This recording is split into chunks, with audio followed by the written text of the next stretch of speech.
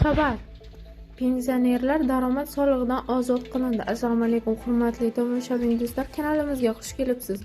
O'zbekistonda sodir bo'layotgan muhim yangiliklarni o'tkazib yubormaslik uchun kanalimizga obuna bo'lib, like hamda podpisatsiya tugmachasini bosib qo'yishni unutmang. Qozog'istonda pensionerlar uchun soliq imtiyozi joriy etildi. 2026-yil 1-yanvardan boshlab yagona jamg'arma pensiya jamg'armasidan nafaqa to'lovlari oladigan jismoniy shaxslar daromad solig'idan to'liq ozod qilindi.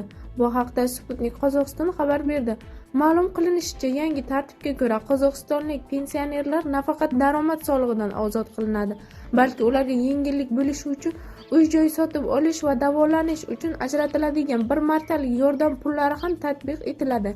Bungacha mamlakatda barcha pensiya to'lovlari va yagona to'lov rejasi doirasidagi mablag'lar 10% miqdorida shaxsiy daromad solig'iga tortilgan. Fuqarolardan soliq to'lovlari amalga oshirilgan paytda daromad solig'i ushlab qolingan. Yagona to'lov rejasi doirasida esa soliqni darhol to'lash yoki uni nafaqaga chiqqunga qadar kechiktirish imkoniyati mavjud bo'lgan. 2026-yildan boshlab pensiya to'lovlaridan ham uy-joy yoki davolanish uchun ajratiladigan bir martalik nafaqa mablag'laridan ham shaxsiy daromad solig'i umuman ushlab qolinmaydi. Shuningdek, ilgari yagona to'lov rejasi bo'yicha kechiktirilgan soliq qarzlari bekor qilinadi. Biroq yagona jamg'arma pensiya jamg'armasi allaqachon to'langan soliq summalari qaytarilmasligini ma'lum qilgan. Ijtimoiy himoyaga muhtoj ayrim toifadagi fuqarolar uchun istisno tartib joriy etilgan.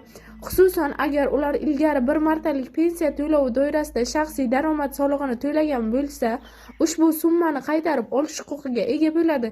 Biroq ushbu imtiyoz Qozog'iston prezidenti bo'lmagan shaxslarga nisbatan qo'llanilmaydi. Ular uchun soliq ushlab qolinaveradi.